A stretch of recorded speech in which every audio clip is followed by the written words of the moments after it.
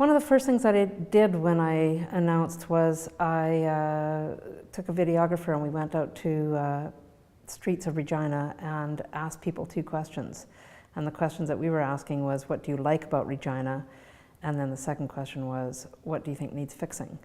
And so from that, I think that the things that people like about Regina are the things that we need to promote. So the main things were, overwhelmingly, people were saying that they love the people in Regina. We're friendly people, we're supportive, we work together well, we cooperate. So that's one thing. Another one that people liked most about Regina was the size of Regina and how easy it was to get from one place to another, or the fact that we weren't too big and we weren't too small, we were just right. So out of that, I sort of take that there's a, we're a compact city. We are not dealing yet with the problems of urban sprawl like other communities. And then the third thing was quality of life. I think that we enjoy quality of life here that we don't see in other communities. And so out of that, if I was going to promote the city of Regina to other people, I would be saying, hey, it's a great place to meet people. It's a great place to raise your family. We have a quality of life here you don't see anywhere else. So that would be how I would be promoting it. I think that the I Love Regina campaign, that message worked really well, sort of as an internal, let's get our spirits up about the community we live in, but to promote us to other communities, I think, we need to be talking about what's great here. What are our priorities for the city? When I was asking people what they think need fixing, overwhelmingly the number one issue was affordable housing. If we don't have places for people to live, we can't expect them to be employed, we can't expect them to be going to school or whatever it is. So housing is number one priority.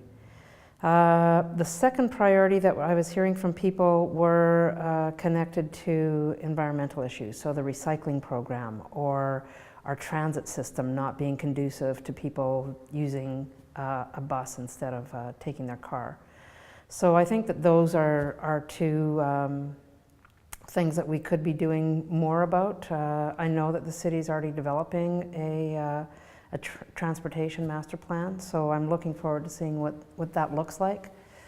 With the recycling program, I don't think we have the recycling program right yet. I think that there's more work that could be done there to come up with a better plan for the city. And then the third thing that I heard a lot about was about the fact that we're growing and that we're creating a bit of urban sprawl. So I think that we need to be looking at what we can do to work on infill properties, on creating more places for people to live right in Regina as opposed to building outwards. People were already complaining about the traffic levels to the northwest end of the city, how the lights weren't synchronized, how it took 45 minutes to get home at the end of the day, and that's not acceptable. Well, I think overall, the city functions the way that it's supposed to function by posting budgets and making documents public. It's obviously there were some issues that just came up with the some documents costing somebody $30,000 or $3,000 rather to access, and that's not acceptable. We're hearing a lot that there hasn't been a lot of transparency around the stadium development, and so I think maybe transparency and accountability are 2 things that the city absolutely must be at all times striving to maintain and achieve. But I think more importantly, we need to improve our communication. How are we being transparent? How are we showing that we're accountable? That's where I think that we need to improve a lot is how we are communicating and what tools we're making available to citizens for them to access information.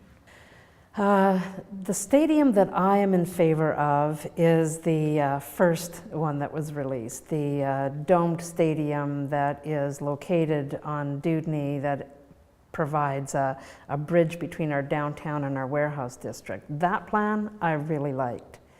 The current plan where we're talking about building another stadium farther away from our downtown, same size, same everything as the one we currently have, I don't like that plan at all. I think if that's what we're going to build, we should just renovate Mosaic. I think it would be a better use of the structure that we have there already. I mean, Mosaic Stadium, for all of its complaints, it's solid. I mean, it's a solidly built monument that won't be falling apart in the next 10 years. I don't believe the taxpayer should pay for it. I think that there are other options or other possibilities that haven't really been explored at all. And again, I think that the current plan, the way it is right now, no, I'm not in favor of it. I would love to see us have a dome stadium downtown, Dewdney Avenue, you know, that also functions as a place where we can have the Progress Farm Show, where we can have, you know, trade shows and conferences and concerts and things like that, where it's functioning year round. An open air stadium, to me, it's the same thing we have right now. I am aware of the infrastructure shortfall, and I actually spent a good part of last week at the National Infrastructure Summit. And the 1% concept was one of the ones that was talked about as, you know, definitely a way to help finance our significant infrastructure shortfall or issues. There were other ideas that came to the table that I also think should be looked at, like what they're doing in BC right now is fantastic. They have a municipal financial authority that is, all of the municipalities in BC have all pooled their money, and they're using that to generate new money through investments, and they're selling bonds to people in the community, so you can actually purchase a bond, and that's helping to pay for the new swimming pool in your community. Like things like that we haven't looked at enough, I think, so there's lots more we could be doing. I am aware of the issues with the city pension. I was aware that there were 4 other employers. I wasn't aware that there are 21 groups connected to it. I knew that there was a high number, but I didn't know what the number was. I think the city has legal obligations that they have to meet. I know so many people who are being impacted by this. I mean, my sister is a psych nurse. This is her pension. You know, it's a huge issue. Okay.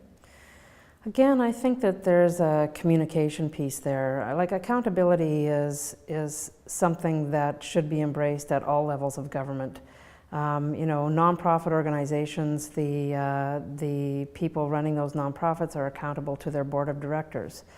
I mean, so first and foremost, you know, through the voting process, that's number 1 level of accountability, but I think it's got to be so much deeper than that. I think that I think communication is key. Like we have to figure out a better way to say, okay, this is what's happening at City Hall. These are the decisions we've made. This is why we've made them.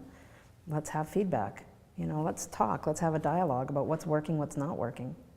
The city of Regina has been in a housing crisis for almost a decade now, and contrary to some people's belief that the municipality is not responsible for housing, I absolutely think that the city has to take a leadership role in coming up with a plan to address our housing crisis. I've already done a lot of research on this. I have people working with me who have been involved in housing on both sides of the fence, as developers and as people in the community working with nonprofit groups who are trying to find solutions. And I think that there are a lot of things that we could do that wouldn't cost a lot of money. Some of them are even no cost. You know, something as simple as removing the requirement that we have to have a parking spot for every bedroom.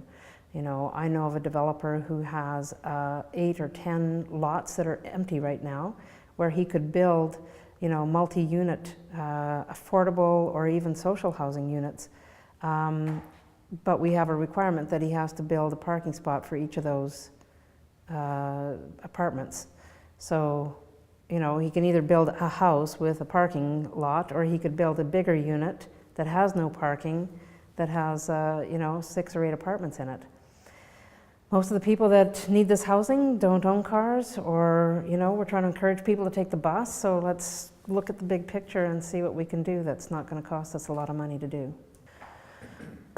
Well, I'm a big believer in tackling the problem. You know, we have to look at it so from the bigger area of why are we having increases in crime, or you know, whatever it may be. You know, are there social services that are needed that might be more effective in keeping kids out of the gang system or whatever it is? But having said that, I also think that we probably do need to have more of a police presence on the street. I know that the police services are understaffed.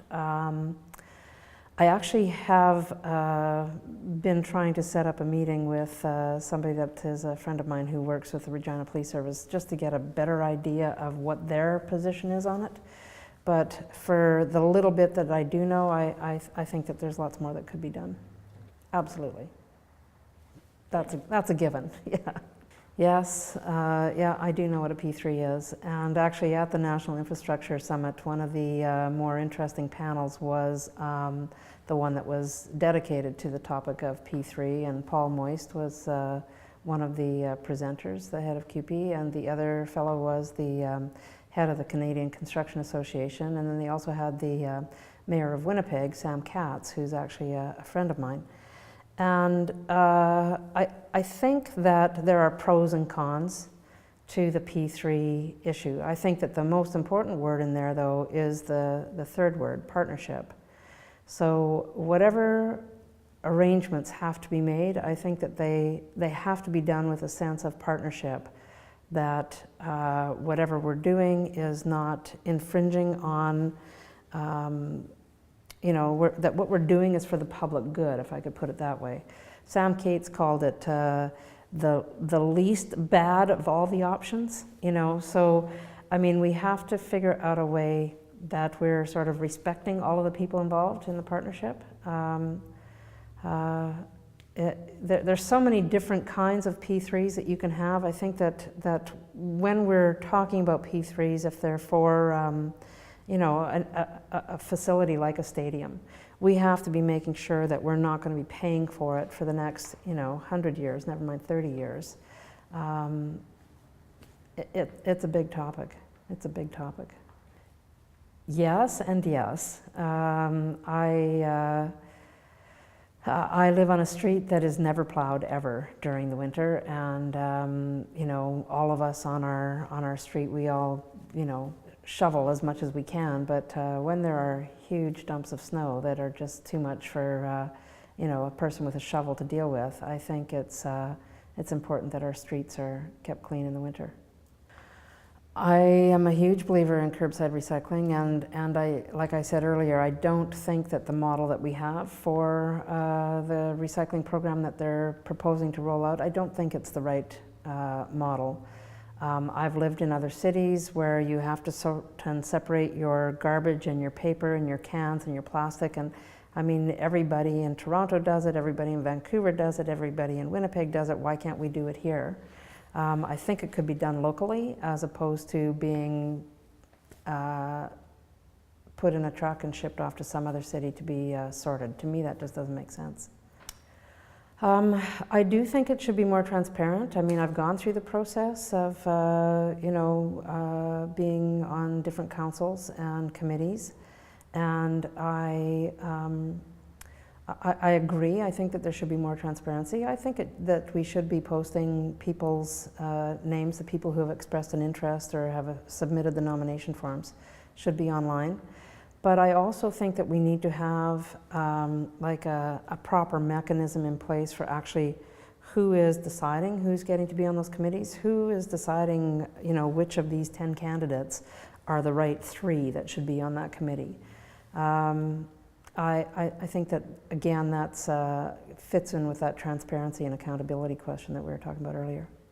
Yes, I think that they should be elected the same way that we elect people to the school board. But I also think that the city should maintain a couple of appointments on the board, representing the city. So there should be somebody from city council, there should be somebody from city administration. We need to make sure that we still have somebody from the city on the board representing sort of the city corporation. In addition to people from the community who are representing the users of the library.